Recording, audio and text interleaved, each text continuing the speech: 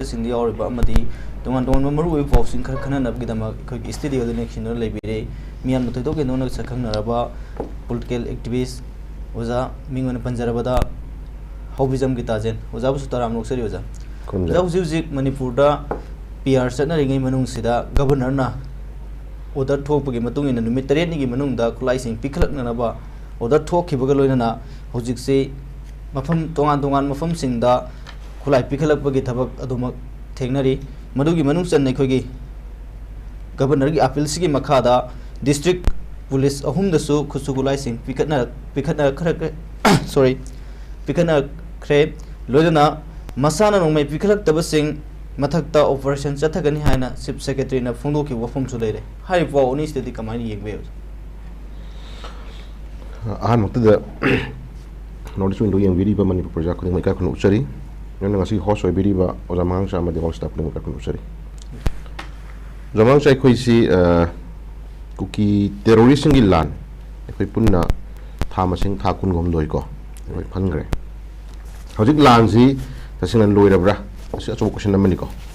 den namana ngasa gi manipur da anauba governor amadi anauba chief secretary ko lakhra matung da hongai ba atuba changes si khoi adum ui meamna adubu aina sai area samtang remind of jening busi anau governor man lakra matung da next day some few days matang khagi matung dam ko dawre anau ba chief secretary ko imphal lek thungba numita manipur da bomb na itak taroki ko bomb na welcome taroki ko kanana kuki terrorist na chief secretary imphal thungi ba numita welcome to giba welcome to chief secretary welcome to giba si bomb na kuki na bomb na itak tar bomb na welcome to giba ni machi koi ningsing masangi ado hajik lebe issue si yam sang yang na lakhi ba dugumba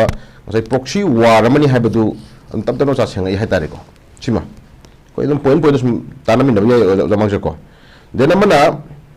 hajik si honorable cmc date 9/2/2025 ta koi resign tawre sani resign tawre resign tawisi kai mam tawriba ko kai do bi tawriba then amana maduri da yawiba council of ministers sing mla sing magi Labor ruling party ki labor top leaders si without adi kai ma few amat de dang sagi public amati miyam da thajar thamam dana ko miyam khanam da tawdana kai ko hitam kai ko no hum thamam dana sagi yam thuna yam na sagi ikhang hong da mo ma da mana resign tari mam si kari then resign taw matung da ai khoi submit patra imphal la ko la matung da kai dawre another 3-4 days 3-4 days si moi leader khan ga doini khor ka doini ga ina nga sagi different MLAs different leaders me out dana nga sagi athu matam da moi MLA ma khan doini khot doini ga moi leader ma chief nga sagi chief minister ma khan ga doini na nga sagi different part koi hotel la ko na me na gre ko unna bada kana ko mi mata nga sagi leibi issue matang dai koi chap chala simani ha bagi pham tham gi de ko adum lang laga last ka dawre suspended animation thamdil khare ko suspended animation thamdil khare adum mayam tarokani panaba adum expectation kai dum khar tarokani panaba expectation dor lai ko aduna hajiksi suspended animation thamro matung da amu governor na ka dawre tangkun tha ani 2025 da ko governor na notice am issue dawre surrender illegal arms ko surrender within 7 days ko by governor of Manipur ko governor Manipur na 7 days manung da aikoi illegal arm ki lona na chena to na order thoksing re ade chum point ko lakchari se then amana hojik ngarang gi amuk sagi function namada chief secretary na JIDC masana longmai pikal tar taragadi aikoi 7 days matung dagi hatare ko phangna be dong ta ko economic operation to gani natra phangna ko thok to gani habagi ma haju intimation pi hore mana hayi hum dei da ko ne am kup yeng ba yari si mana phangna be dong ko to ko habi matam sidda kadai phawba manipur lebi issue matang da aikoi kadai habi khoi gami pai ngai oiri thauji lebi issue da koina panba yari si jamangsa panba yari si chingamadi valley da marina particular moina strike toy ko chingamadi valley da illegal arm yam ni sena to wena within 7 days mo sena to wena moina hai governor na hai digai mamang dagi hongna honorable chief minister hana gi obira mo chief minister na date 9/2/2025 hek resign to ki mikut tagi hek resign to ki mikut tagi Manipur da adi kai khudamoina suspended animation thamdringai karak haidare ko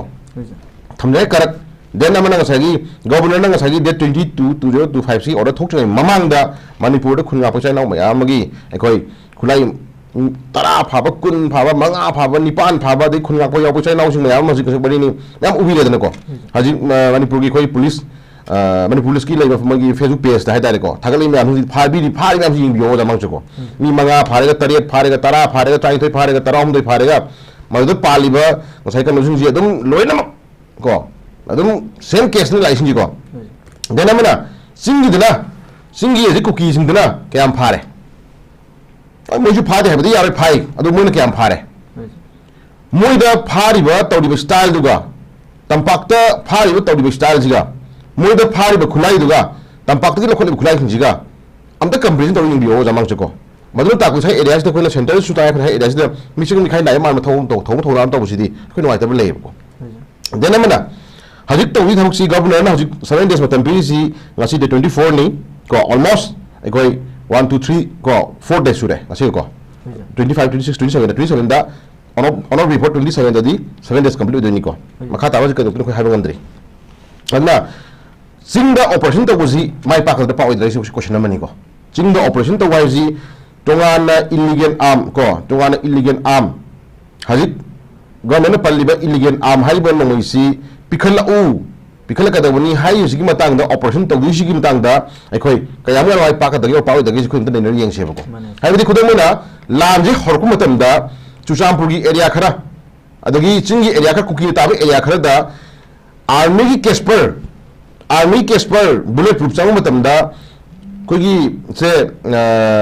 kuki terrorist gina army casper thasal laganda phone no ulaga casper da namba bom bukhalaga casper man khinba ko dena mana sagi han lo ga no mai paraga threat to ko kene ulwa ta ni ko adugo man no sing do adudi phai da bra adugi no sing kai sakra huji ko dena mana chuchampur gi sp mamai thugai ba se na ba chuchampur gi sp sorry kangpok gi sp mamai thugai ba se na ba numi tu da la pa no pa la pa khang no pa la khang no mai sin do kai le kre ko pasi question no do oi ko amna khona hajini sai da hajini di ojamang khona hajini di sing the operation to matam da sing gi le ba structure di khurian khangi ko miyam ju khang po ni sing gi le ba structure ji khoi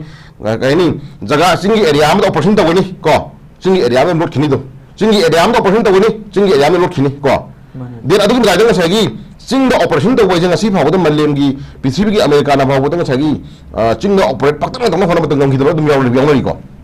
aduna ju dai bi su matang da manipur thoi crisis gi matang da ju dai crisis gi matang da nongmai di to khro ba aron ba nongmai di to khro thanga lo pe yaw nongmai di to khro ba ko thanga lo pe yaw nongmai di to khro I phong na popi thari drug thari ba ko paktak na kuki gi le be ya khra da paktak na popi thadna drug thadna chimai singai ko to le myam sin yong da asi mutu pa mandri bne ba ko mutu pa mandri bne ba adu ta ga di chingna to du operation ni kai gi no kamai to du no kamai na pha du no kamai na operation du no chingna gi kyam pha du ri chingna pai ro no makhan apha pai ro no jing du kamai to du no ko shinam litro tam pa ki si ka da re tam pa ki si ko sai ya hai ba yar ni to bu yar ni na sai gi sai area si da mang cha pang hai na ma no mo ma ko ai pangtong to bu yan hai mo ma de na man ko gi am lai ta ba si da mang sai area si da ai gi am lai ta ba se ai gi am lai ta ba si sai area si bias lai hun da te ko bias lai hun da te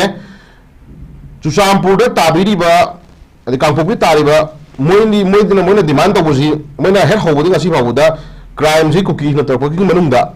chingi cookie area da ko Maitai commando moi hai silata Maitai police ka hai ni ko Manipur state ki leiba police community khoi ma ki oina ama to ni yamu ne ga leiba Manipur police ka hai woi zida moi khadok pidna cookies ne no ta ba area da Maitai police thamya ra ga leini ntro na hendri ne ba ai ta ga di moi gi di chap manan leibi mom hum taw re ba ko ai ta ga di lei films de moi masan manan ne ga moi masan lot ne ga moi masan ga ni adum di paw hi lik oi min ga na sagi moi masan adum kan kan leibi mom masu wi mom ju khoi u hai ta re ko sim number 1 adugi mayek na khudam ni mam le hodna ramangsa haji khudam na hanai former dg obiram ba hanu churambugi mle kari belem khokti ji hanai former dg ni ha mani bu thwara hibam da kholai ni opi tha ba ji lai phai thai ha ga lai ni cookie terrorist ni ngai maru ngai mana supply ta khobe mong lai ni ko phone na si mo ka phlai ni ai ta ga adugu mo music na a phone mo da arun ba da kai da mo da ga ko ni khang po ni adai khoi gi ka da khoi am sathi ji ga da re ai khoi gi khoi ma se hajong na kana heng ko ko ma se hajong ni ramangsa ko 하이도니 ꯑꯩꯈꯣꯏꯒꯤ ꯂꯩꯔꯤꯕ ꯏꯆꯤꯟ ꯏꯅꯥꯎ ꯃꯌꯥꯝꯁꯦ ꯑꯩꯈꯣꯏ ꯃꯁꯦ ꯍꯥꯏꯗꯣꯛꯑꯗꯣꯏꯅꯤ ꯀꯣ ꯈꯨꯠꯁꯨ ꯃꯣꯏ ꯊꯤꯟꯗꯣꯏꯅꯤ ꯂꯩꯃꯤꯟꯅꯔꯤꯕ ꯑꯩꯈꯣꯏ ꯃꯌꯥꯝꯁꯤꯅ ꯏꯆꯥ ꯏꯅꯥꯎꯁꯨ ꯂꯩꯔꯦ ꯏꯆꯥ ꯏꯅꯥꯎꯁꯨ ꯂꯩꯔꯦ ꯁꯤꯗ ꯂꯩꯔꯦ ꯁꯤꯗ ꯂꯩꯔꯦ ꯁꯤꯗ ꯈꯨꯠ ꯊꯤꯟꯗꯣꯏꯅꯤ ꯐꯥꯍꯟꯕꯅꯅꯦ ꯃꯤ ꯃꯆꯥ ꯐꯥꯍꯟꯗꯣꯏꯅꯤꯀꯣ ꯁꯤꯒꯤ ꯖꯃꯦꯂꯥ ꯃꯌꯥꯝꯁꯦ ꯁꯤꯒꯨꯝꯕ ꯃꯌꯥꯝꯁꯦ ꯑꯩꯈꯣꯏ ꯌꯦꯡꯕ ꯆꯪꯉꯤ ꯑꯗꯨꯅ ꯍꯧꯖꯤꯛ ꯂꯩꯔꯤꯕ ꯐꯤꯕꯝꯁꯤꯗ ꯑꯩꯈꯣꯏꯅ ꯑꯅꯤ ꯊꯣꯛꯅ ꯌꯦꯡꯕ ꯌꯥꯏ ꯒꯣꯕꯔꯅꯔꯅ ꯍꯧꯖꯤꯛ ꯍꯥꯏꯔꯤꯕ ꯃꯐꯝꯁꯤꯗꯩꯁꯤꯗ ꯆꯤꯡꯒꯤ ꯂꯩꯔꯤꯕ ꯀꯨꯀꯤꯁꯤꯡꯅ ꯇꯥꯜꯂꯤꯕ ꯗꯤꯃꯥꯟ ꯉꯁꯤ ꯊꯣꯛꯂꯛꯏꯕ ꯏꯁꯨꯁꯤꯒꯤ ꯃꯇꯥꯡꯗ ꯊꯣꯛꯂꯛꯏꯕ ꯉꯁꯥꯏꯒꯤ ꯏꯁꯨꯁꯤꯒꯤ ꯃꯇꯥꯡꯗ ꯑꯣꯏꯔꯛꯏꯕ ꯐꯤꯕꯝꯁꯤꯗ ꯉꯁꯤ ꯊꯥ ꯀꯨꯟꯃꯥꯊꯣꯏ ꯆꯪꯁꯤꯜꯂꯛꯑꯕ ꯂꯥꯟꯁꯤꯒꯤ ꯃꯇꯥꯡꯗ ꯀꯣꯖ ꯑꯣꯐ ꯔꯨꯠꯇꯣ ꯔꯨꯠ ꯍꯧꯔꯛꯏꯕ ꯏꯁꯨꯁꯤ ꯀꯔꯤꯒꯤꯅꯣ ꯀꯃꯥꯏꯅ ꯍꯧꯔꯛꯈꯤꯕꯅꯣ ꯍꯥꯏꯕꯁꯦ ꯑꯩꯈꯣꯏ ꯈꯪꯅꯕ ꯆꯪꯉꯛꯑꯦꯕꯀꯣ ꯗꯦꯟ ꯑꯃꯅ ꯍꯣꯝ ꯃꯤꯅꯤꯁꯇꯔꯅ ꯍꯥꯏꯈꯤꯕ ꯋꯥꯈꯜ ꯋꯥꯍꯪ ꯁꯉꯥꯡ ꯑꯗꯩ ꯃꯅꯤꯄꯨꯔ ꯂꯩꯉꯥꯛ ꯑꯃ ꯂꯩꯔꯤꯉꯩ ꯃꯇꯝꯗ ꯊꯝꯈꯤꯕ ꯋꯥꯐꯝ ꯃꯌꯥꯝꯁꯤꯡꯗꯣ ꯉꯁꯤꯗꯤ ꯃꯗꯨꯒꯨꯝꯕ ꯃꯌꯥꯝꯁꯤꯡꯗꯣ ꯉꯁꯤ ꯑꯩꯈꯣꯏꯅ ꯅꯥꯊꯩꯔꯁꯨ ꯌꯥꯔꯣꯏꯕꯀꯣ ꯃꯅꯤꯄꯨꯔꯒꯤ ꯅꯍꯥꯁꯤꯡꯅ ꯄꯥꯏꯈꯤꯕ ꯅꯣꯡꯃꯩ ꯃꯅꯤꯄꯨꯔ ꯌꯨꯠꯁꯤꯡꯅ ꯄꯥꯏꯈꯤꯕ ꯅꯣꯡꯃꯩꯁꯤꯡꯁꯤꯕꯨ ꯃꯁꯥ ꯉꯥꯛꯊꯣꯛꯆꯅꯕ ꯄꯥꯏꯈꯤꯕꯅꯤ ꯍꯥꯏꯗꯥꯏꯅꯦ ngasi kegidongda nongmei da particular base oksilakanda nongmei phabage da nongmei pai grebe namada base oksilakanda ngasi ichai naw maya ma ngasi horiba na maya ma ngasi particular mi ho yeng mo mano mo lakpa siding da mangta pasi khoi noite hauji lebe issue se khoi adi yam line lo shinakan habidi khoi habagam de aduna first priority si chingba leiriba chingni cookies na pai grebe nongmei apha mayam je masi hana lokhapham change adu mori taliba demand khudi mukse thudegom changi mo toriba illegal thawak popi thariba illegal ma hajilaiba adi tawning forest ya ngasi tawriba ma muse masi hana mutang mafam chana chana government na chapchan action lokhan pam changi hana ko madu action lokhan matungda cookies na no more akoi amol tawjaro hana adu stage yoro matung ke dawre manipur imai ben nam lady kaino ojamangcha manipur imai ben nam lady dilto nabi kaino haina be nam nabi kaino ojamangcha aduna lay film sida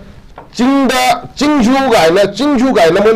mo na thamaga na sai tampaksi maruina kaigumo ko por kha tawra ga mo man por kha yawbuse ojamangcha mase noi to pona mani masi kup yengom changi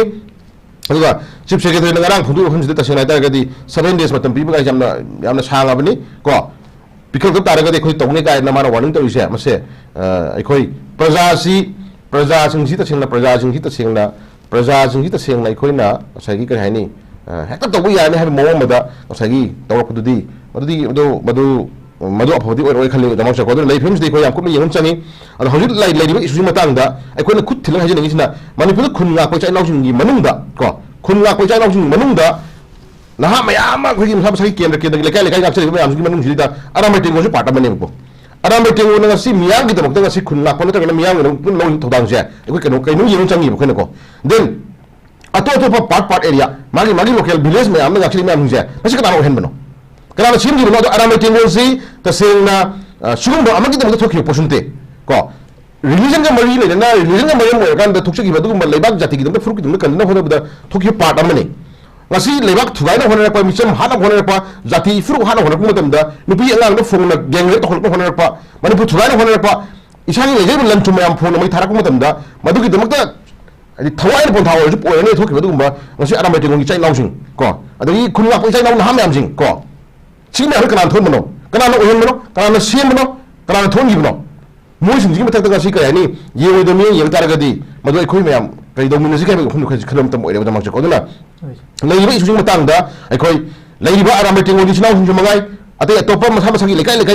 khun nak sang da dum ba ai khoi local volunteer mayam da gi khoi gi village volunteer mayam je ta sing da ai khoi amat to na collective responsibility pujum min ra na si ai khoi ka do min si ka fi to lo mo tam oi ra bane ko magi ai gi na ta na inthok na bi ta ko aduna lei film ji matang dai khoi hauri ba khun ya pa thokhi chai naw sungje matam do hana obiramba government na gi la ta MLA minister mayam kai hagi mun kai hagi ja mangsa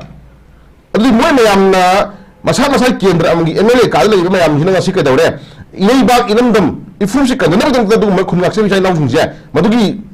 thokhi maram je mun chummi na ta lali na ta mo na madu ka tumi simni ya ro ji da mangsa ko tumi simni ya ro mo na si mo jing du ga chap chaba free ba haji lo tam oidi da mangsa ko lei film ji matang da ko haji ni si adu gi chai na ro lak chage haji lei film ji matang da governor na hai khum je da mangsa ku na yengom chage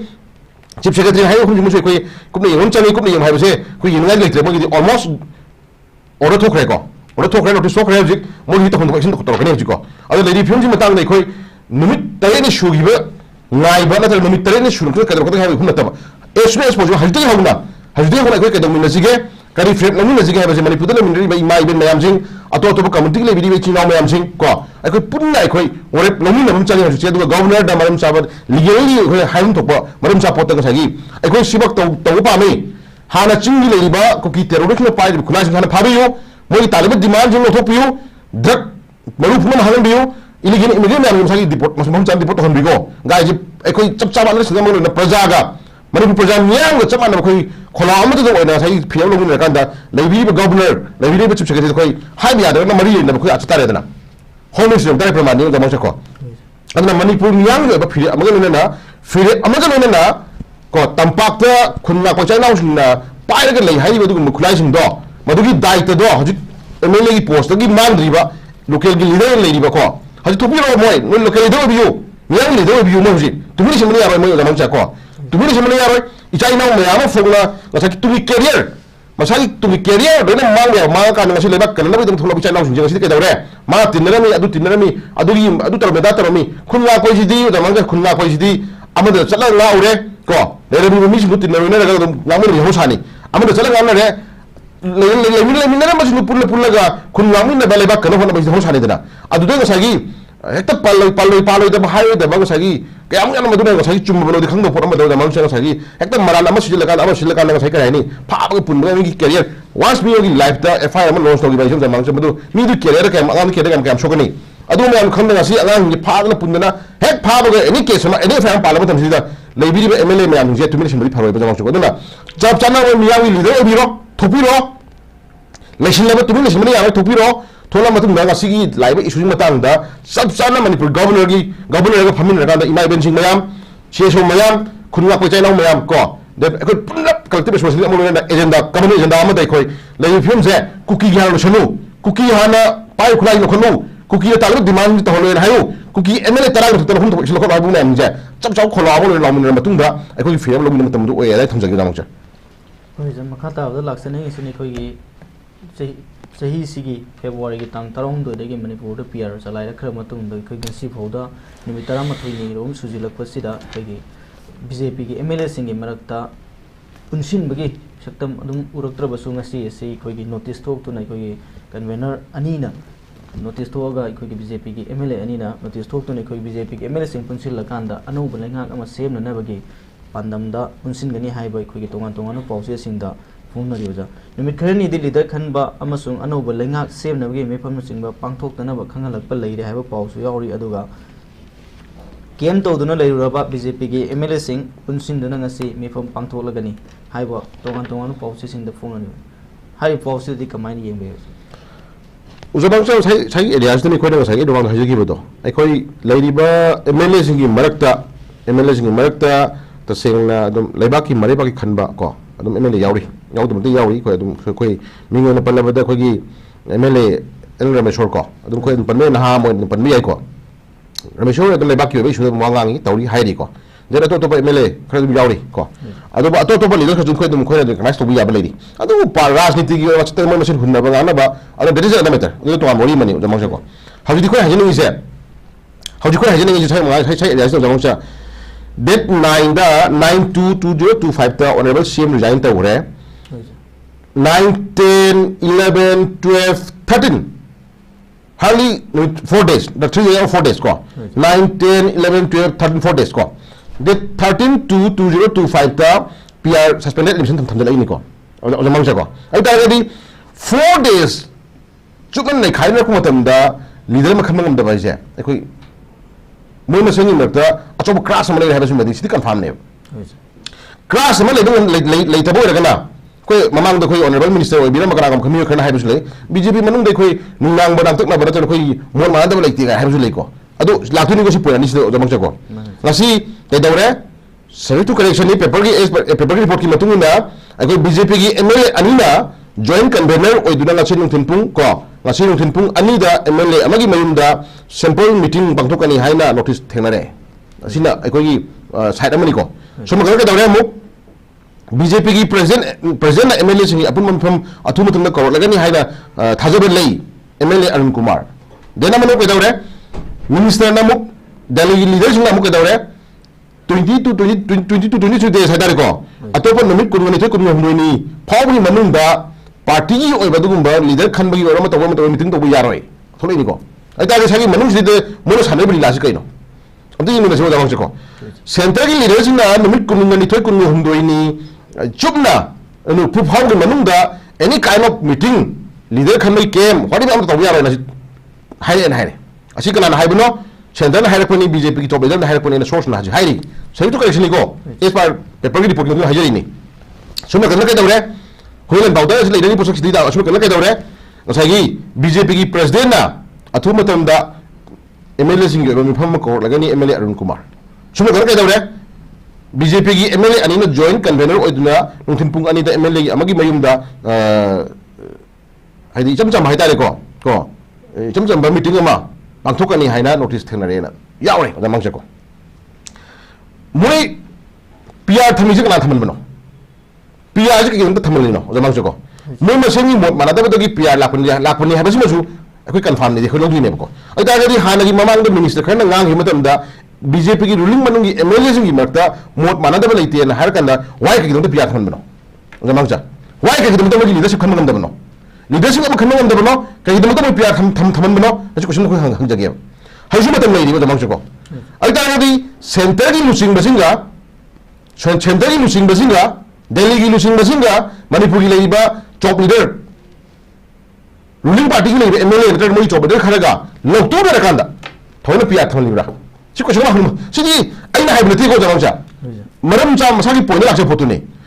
PR thamli sing maram kai no moi masin mana daga moi masin leader khamang am daga daga si kai PR thamli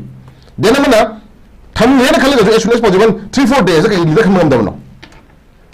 moi masin marta mana daga leite na haraga kai damu ngasi phawuda ngasi kai damu ta to ama different statement ga thoi BJP ki Manipur state BJP ki president BJP se sada ha kai damu lei kai lei na yo khon kai lei mana silence pe to ngasi lebi abra then ngasi arambai tengo na lori bro khun la ko chai na usme lori bro je lei be MLA sing jina kai lo ubiri ngasi khun la ba thon gi na thon gi no state ki lei ba loina order ki film da mateng pangchana ba da center of state ki lei ba Manipur deploy to lei ba dugum ba sunan security forcing state lega ki lei state security forcing na matam jam control to bung ngida ba dagi ko khun la ko chai na usme je ngasi government da mateng pa ba to ki ba tro ngasi CM da ga ba do mami do pa bro ngasi aramai tengo sing aramai tengo sing usme da ngasi aramai tengo sing lo ro khun la ko chai na usme lo ro ma'am mai be ma'am lo ro ma'am jibu ngasi lei bi MLA minister ma'am hina ko kai ni bi ba ga mangcha Sagi AIC da ko hajini ni sagi AIC da ko hajini di ngasi press thori be statement different opinion khe thori be ahum je si statement ahum ni khani phangi je ahum ji amna suna kan haji shantai na shantai lu sing basina haji ji numit khair ni di ko numit khair ni di leader khanda amasu anabo lagak sem na gi mifum sing ba pangthok na ba khangalak le habani shantai leader sing na kana da moi BJP ki top leader ma thai habani source ni ko lamu chu ko khangde ek bar paper report mutu ni de suna kan na kai haga BJP ki president na MLA sing yo ba apum gi phum athu to ko lo yari ko kan habani Arun Kumar MLA Arun Kumar habani sina suma kan kai dawre mu kai dawre BJP ki MLA ani na mu join convener oi rakanda ngasin thimpung ani da ko icham chamba meeting ba khok lo da mukta ko notice thena re habani ani moi only li ras kaino moi ani sare li ras kaino ko di almost mamangi ai ko haije gi beton ko ni once PR amung lai hibadagi ko lai hibadagi na suspend election thamgrabani na sarkar aman nong form to bai je pak ya roi oja mangse ko kai gi damak ya driba ngasai haije ni ngasi governor thoi ibn notice chief secretary ngai bo wang sang yam je masi tar ko ni ko han advance na koi exam chang koi khalla lai ba pot ma oi re ba dum po chu choi na tampak se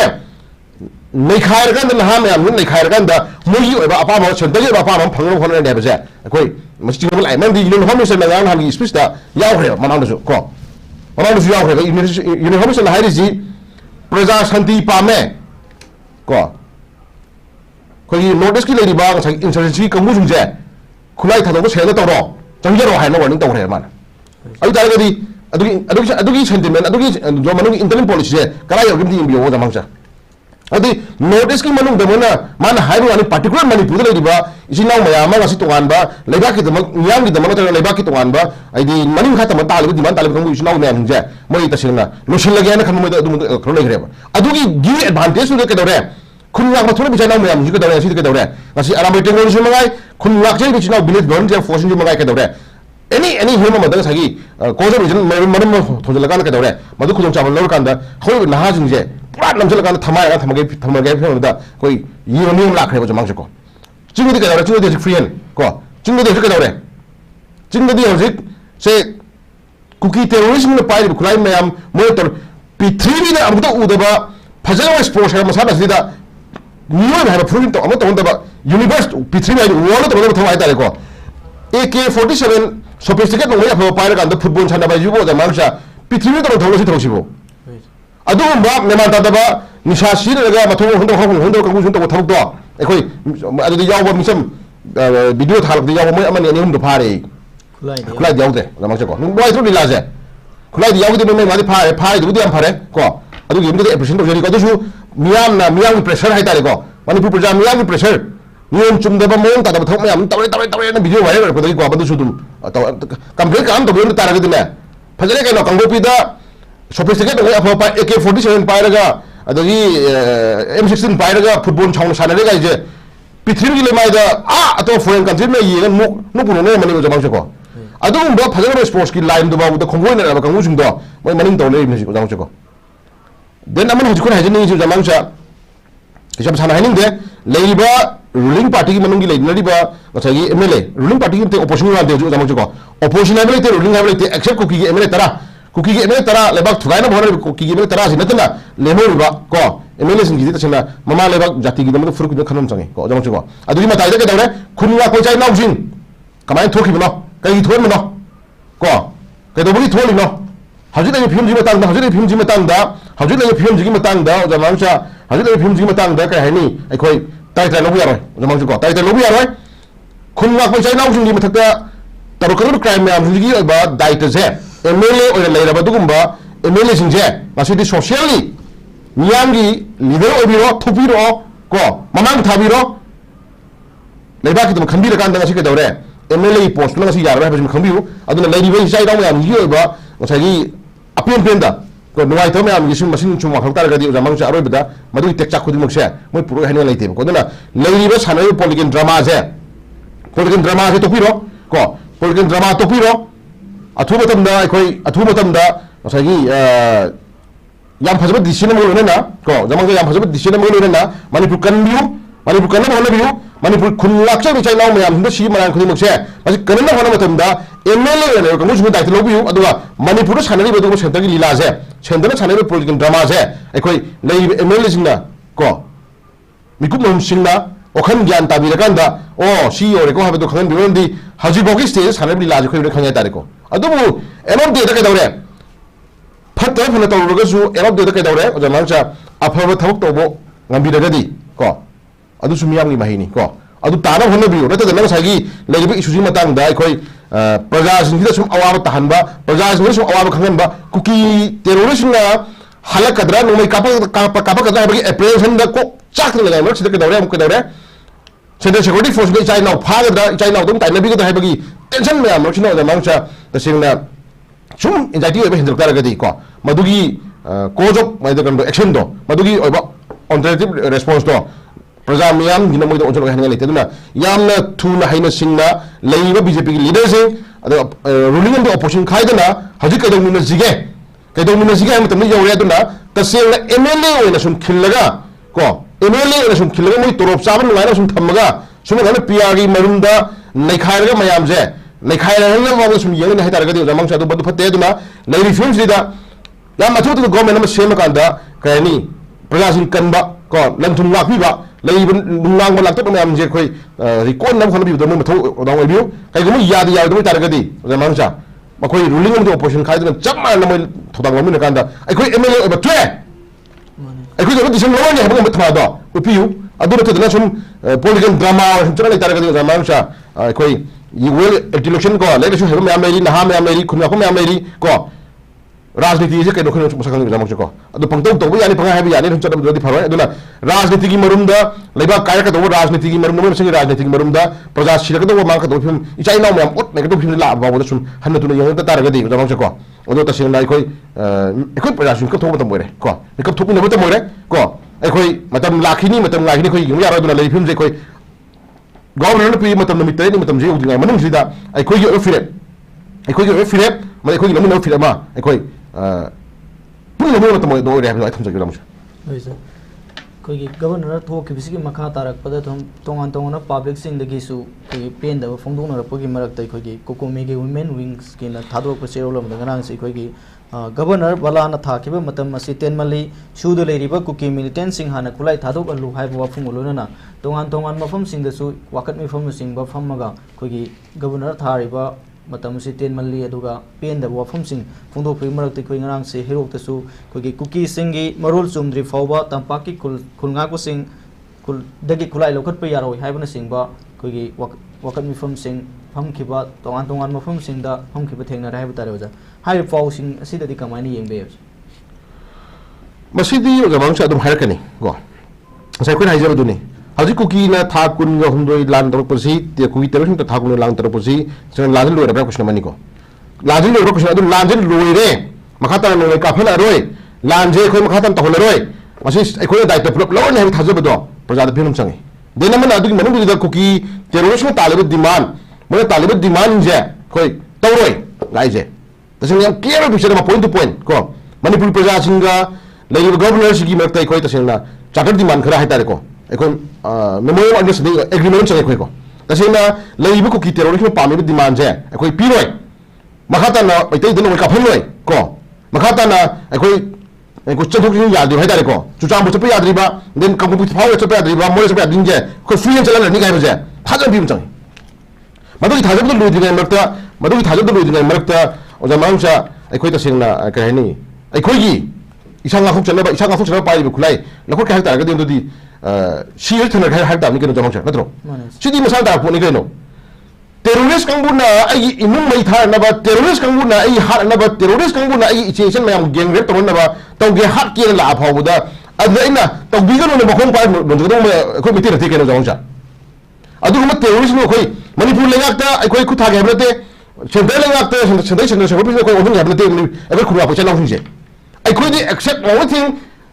ai khoi gi khun thugai na ba lebak thugai na ba yum mai tha na ba yum ai khoi hat ke lak chero kangbu chung do adu ba terrorist sing ge thak tong tong kangbu chung do terrorist do do nga khok chana ba khoi pai gi khulai ne ba ko adu ka ba hin ge ba ko yang sang jing je adu pa hin yo mission do ba si tu ni bi ya ba jamang ja isang nga khok chana pa gi ba khulai isang nga khok chana to ge thak pra sing je ba si de onjal le am ot le la kan da ma du ge dai to lo bi ba du mo li re sing do tu mi ne bi ya ba no ja ko adu pa khun do khun nga ko phen bi ga no adu pa khun do imai be ni phen bi ga no adu pa khun do ko ara mai te ngi chai sing dang sa ka da re chai nau sing khun nga ko inau sing chai nau sing imai be sing ka da re ma khon na khoi na pai sa gi ba chai pai thang pai tien pai pai ba po sing do ko akoi adu ni ha ba je akoi pra sing phen bi ga no adu pra sing gi mbom mi hut ka ri mle sing do chai nau sing pai po so sing ni sing dai ta khoi lo ne ha ba je moi thuk pi go na mang cha ko mo du thuk to ba sing khang ni po se adu mo na khang na sa tu ni ri ya ro adu hajit lai isu matang do da mang sam sam na akoi sai hajau do ni tasena ko ki terrorism ta lan je loi ra sing ni question man ne ko atra loi di nore adu no ko doi sanam tai atra adu tare madu ki public dialogue atra madu ki terror talk atra madu ki official meeting to water se program yam ji motion mi da kan da hajit kar ga le bi ba MLA na post le bi ba du ba center na ju dum ya tham bi ko chung do miyam ni chung le ko chung do asi mo thopi ro ruling de ko chung khabe thopi ro governor na bi ro chief secretary na bi ro ke da ne phadi post ke gi no ko dai le mo la ni lo ra lo ji bra ko ke dum jo ge hai na bi ta na bi ro mo le shima silent to le re mo le silent to le re do shima ka na ke do re mo ma seng gi mo sai gi jamela mayam ji da praja ngaw re ba ko ji adu la ngaw le ba ko ai da mo du dai mo purun thu e ai da khun nak po chi da khu di mo ke da re lo har ka na chi di we har ka nga ka ni ko marak sidi khudum chaw diwe advantage khudum chaw lo da chai naw myam thoi pon tha ju myam yaw re na so yi de ka pare phar ka pare ju to yi myam ko adu ni ti ni na himam chaw sni da ka tasena hajit lai be film sidi ne pha ge hai ta ra ga jamang cha pha ge hai ra ga di khun nga ko chai naw sni pha ya ro ko khun lai me chai naw sni pha ya ro ko manipur ki hol me ti praja sing je ni pi hai be te ni pa hai be te angang hai be te an hai be te police वगैरह सिपाही वगैरह engineer वगैरह अखोई मैते है फुबसे से खुंदाई पुला खुदम से लोई फान दाबा मन भी मयाम जी थवाई कदन बदम तले मेचाई नाउ थोई सिंसे मै तोरम साबने तेबा मै तोरम साबने ते मथाई खुबाक दा हापतना तोलो फंगबने ते लतदना मयुम मेगे चरा हेने ले मेचाई नाउ चिनाउ मयाम फेमि मयाम मचा मसु मयाम के दरे इमुंग नुवाय तुमिबा को इमुंग नुवाय तुमिबा एमएलए वगैरह इमुंग नुवाय तुमिबा इंजीनियर वगैरह ई वगैरह एसओ वगैरह पुलिस वगैरह मयाम दुगिने ममांग थासे मेचाई now सिंदो mayam du thoi kan na bane natro Manas. ita ga di mu mayam thoi kan thoi bi chai nau phage ta ga di mu mayam jong phata natro including MLA jong phata ba o ma cha Manas. ai sai eda yoshadi mi kuki MLA tara du ke dawre kuki MLA tara du ke dawre phone na ai ko ji gi accident da angal ahum rupi ahum hat do laman khumani har di me ba ai ko chai nau ngasi phag bagi phim la ka di MLA na thora wala budra o ma cha MLA na thora wala budra ara me tingum phabi yare kunna ko jarum phabi yare imai be phabi yare kunna o yare village bende na phabi yare je ngasi MLA na thora ga pin ge o ma cha manum da hari hari di yaro ba o ma cha manum da hari hari di yaro ba manum da mating pang ba manum da mating pang pa hai ba mayam ni ku khangi mayam mating pang ku khangi ui ado manum ni wa do si manum arwan na da apong wa le te ba se o ma cha ai khoi gi lei ba MLA sing jina ai khoi gi lei ba MLA sing jina ma sa gi lei bi chai nau sung ji di da lu ne da thang tong har di hai te na jati kan na fruit kan na ba masa kan na ba le ba kan na hon ko da yaro bi chai nau sung je ai ko 시동 우리 보야 이제 뭐도 공통도 실어 놓더라 이랑 깔락바 보험 또 까고 미국 때문에 그래 에 싫어 그러고 싫어 봐 뭐만 타는 봐 다시 파는 혼자 가는 그래 에코디 셔티 레이트야 야우데 그 하고 야브네 마망 타위다 저 망자고 다시 군가 거기 나오는 분 하려고 혼능제 맨 마망 타도 와지가 나가는 MLA 중앙이 돼 거 any many 포기 레이트 가신 거야 같이 버리드 파티큘러 레드 에리아 거 비스무드 시기 먹는 데 레드 에리아 Thawban Kakching the red area, go, Kangkok the red area, any Manipur according to the red zone, MLS in there, including Yaw, then Kaliba Hot City MLS in Jupula Kanaka, Amateur Free Amanda, Kuna Pajana, new decisions there. I see imagine America, the wisdom that Dana Hundino, imagine a home to Chunino, Chumani, Dana Hundini. China in Thailand, that Mabuki Mayambi or Maru Diamond MLS in Hunto, the Moncha. Imagine a Gobirona. 시즌하면 고비로는 뭐냐? 파미네 뭐가? 강화도 고비로 강화도 거기 MLA 군구탄이 후임해도 파미로 거기 MLA 오더라. 시즌 되면 고비로 이메일면 고비로 소문으로 뭐야 그때 보는 고비로 오자 망자. 아도 뭐야 다이트 로우도 사람이 토르도 야를 보자 망자고. 거기 또 하게더라. 거기 하게더라 또 우리랑 하듯이 아도디 이사 간저도 혼나면 또 로우자 망자. 자기 티기비 좀 가까운데 놓고 파레바 그 군가 보자 나오신 저기 나 dum지 왜 또라게 파레게 수가드레바 군가 보자 나오신 또라게 또이긴 하야세 바 수가데 kuki 라데 노실라 브라바 kuki 라제 가만히 수도기 타접디 피러 브라바 아저기 릴릭 게 메차 나오신 나오면 안제 주장을 하는 비로 뭐에 하는 비로 가부비다 하는 비로 자모자 페리페리 에리아들 메차 나오신 뭐를 하는 비로 한번 이쿠이쿠이들 탐나후기 에리아도 자망자 탐나후기 에리아다 인파드스키 에리아마다 kuki는 5 days Mungkin mana cupna December kita angkut mana lagi horkan dah New Year's di luar waktu macam Christmas sampai New Year's ni kudun bom tu na kalau huis tu na macam mungkin mana cuma mereka apa tenda state force na Prajamatin panau macam tenda Central Security Force na mana itu suruh kami mereka gari fine pasal kan tu kita ni memang dah madu adu na ham nanti adu memang thola kerana zaman cakap kalau nak kami dulu kuje kasi na Central nak kami ni ada na sel habiro Rafi yang sel habiro zaman cakap amat tu habiro apa kau national thambigol no aduna jai phim ji tangda asa haijagi bidme again reputation khunlai be chenau mayam sing ngasi collective responsibility no pusun ta moire de namana ala mai tengi chenau sing imai ben sing manipuri lebi be CSO chimso de online mayam sing adi le no ba to ba sagi any kind of department thok to be chenau manipur mai te have force ni sidi ke dawre apun mu yo amata bo re ama sing no ta moire jamang chiko aduna ba duri wore tu gi final decision tu na ai khoi MLA gi post ri sidi ke dawre link de nei ba dugumba MLA yang cil right phangana iru kamu sungje asi moina mugi mouthpiece nyam na paminga mayam na pamingo sokse mukoi ruling of the opposition khai na moi lemhor me am suke dawre amat to ina nyam gi kamana ida pura ga government mo ha ga dawne mayam ta ko logoni kunga ko jana ta ko logoni adu lajina ba shino ko honam changi ha sokse adu noi phagal ganda noi hana phagal laga lalo shingna ta ga di jamangsa adu issues at lebedi ko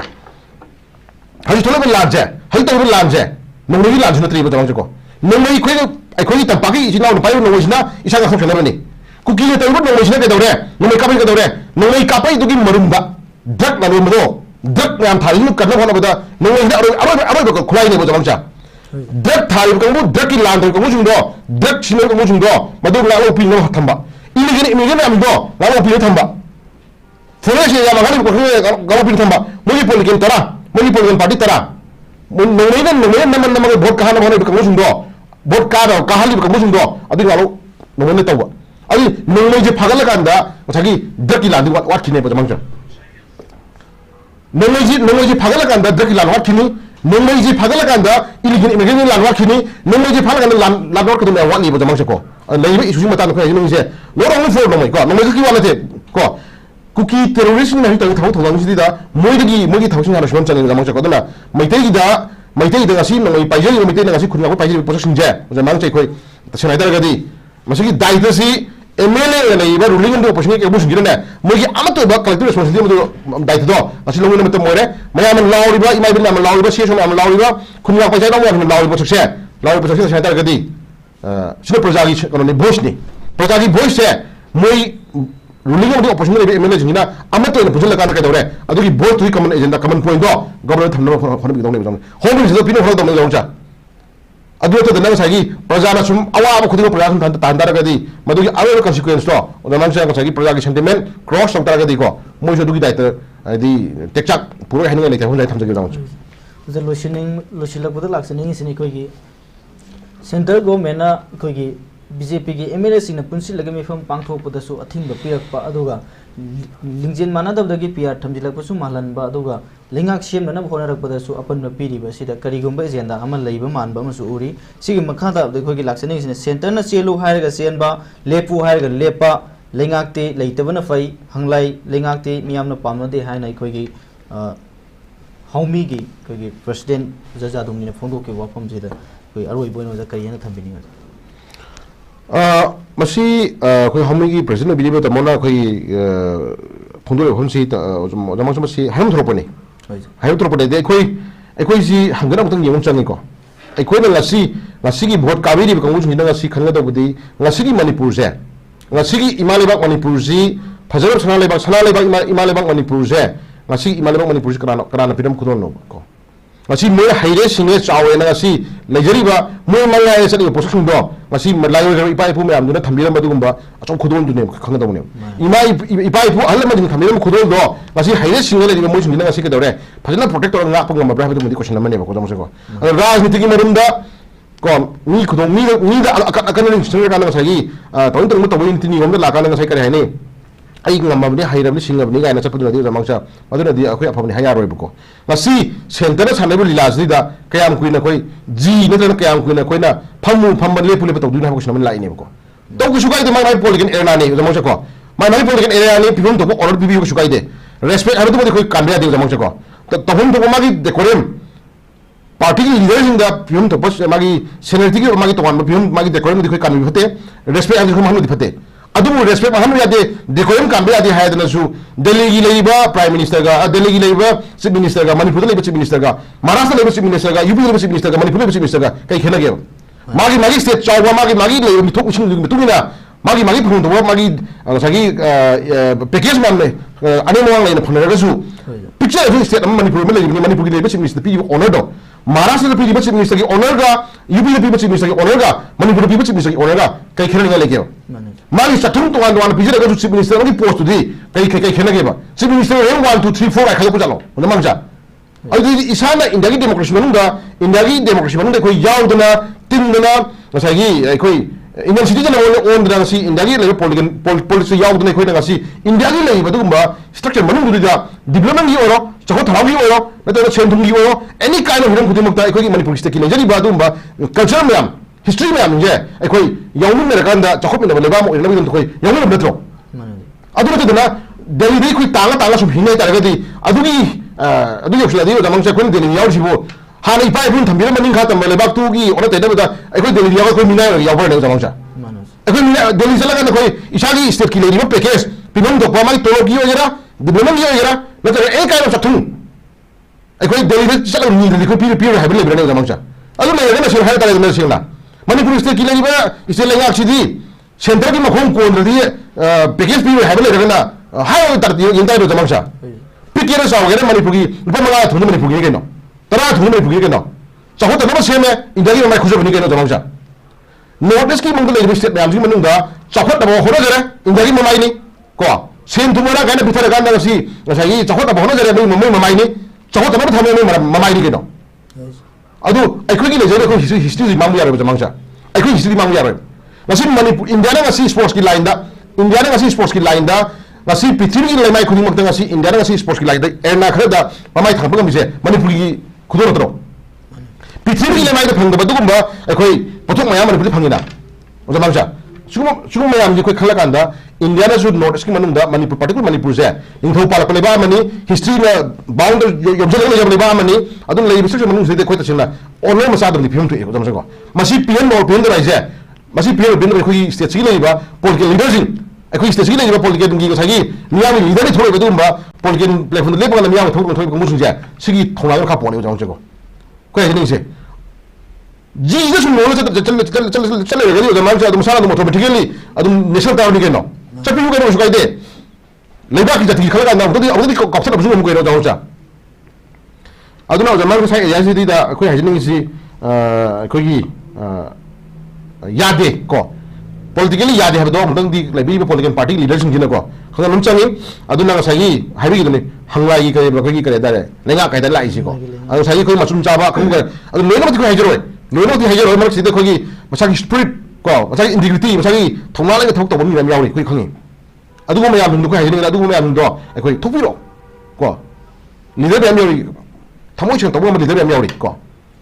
thamoi chen to leader yam gam mayam yawi na ato to state sing lai ri mla sing ato to state sing lai chief minister sing ato to state lai mi sing ko ai khoi lai state complaint to da kai should not te ko sports ki line da khoi not te education line da khoi not te any hero ni line da ko any hero ni line da manipur se adumba british na ba ko da khoi tai phadna gai kai khuna ulami ba dugumba tom than gan sana le ba haram ni jamang se ko sana gi le haram ni jamang se dugumba me am je ai khoi akuba rajniti khare da sa gi masagi oijaro thibi mi khare na lai oi pai pu chai lising mari mangai puari le ga na hai ba dugumba manipur state se moi akuba rajniti to ko machum jawa khara ji no jaba khare na sa gi pra makhana khona ba pande adu thona phabiu ko afali do obiu yumda mo gi photo do chao chao thela ga na koi ko duk thag na koi la sage ha phun jai tham jage na jati phurup leiba sina first ni ko ai leiba ka na first ni do na khata ba lon la ka do po ka tre ma na ai leiba se dak ki la nama illegal immigrant ni la nama jagi the forest area da mo ko thopoi la nama terrorism ni la nama ko masing thingam da badugum ma sagi mitok miya jam ya ngi la nama thengna le khala le rabsi babuda masi political ba cham buring nama poma sakti yo pair ka ngasi takai ga ngam khon da bse da mamsa am le bakthi ni adu masi di da singna hoi amasu mai khoi khang edu da ko adu yu be se koi la yo raba athu ba koi hijam irabot ko lamya irabot koi ni chum chum ko adu sai chokri je power je only temporary ni ko matam khagi wale da mamsa ko masi ipai bugi biwa phamate temporary ni ko na aina leader oiringa ena chokri ko lingai chokri pai ngai power pai manu du da leiba ki jati ki kai wa pha thok to mai bja masi amtang chelning bo chengo khon du ni haju se e khoi lupani ko lupini na lupi ja ko chipim chang da ko da mang dia roi ko sidri hen ma thengkhang la ma thengna la khrabani pai chai how ni history ma sakhi ni ko ko mang di ma goi adu bu tungi mirona sagi amu kali tay ko history du madi ko sempate na lai bhim je hawra ipai pun thambiram badugum ba fajara badugum manipur je amu revolt torga 21st century metam oira bani adugi hena chakopal manipur mo henba adu chakopal jati mo henba ko adu chakopal malim na sak madum ba state ma leba mo henba do adu mo henba da thodang nomi na chakopal tham jagi jamang ta chere ja roi bada yembe ba biur pum no pu ko no ni kai khum no sari no ja bu so mu kan na roi da ta pum no sari khum jai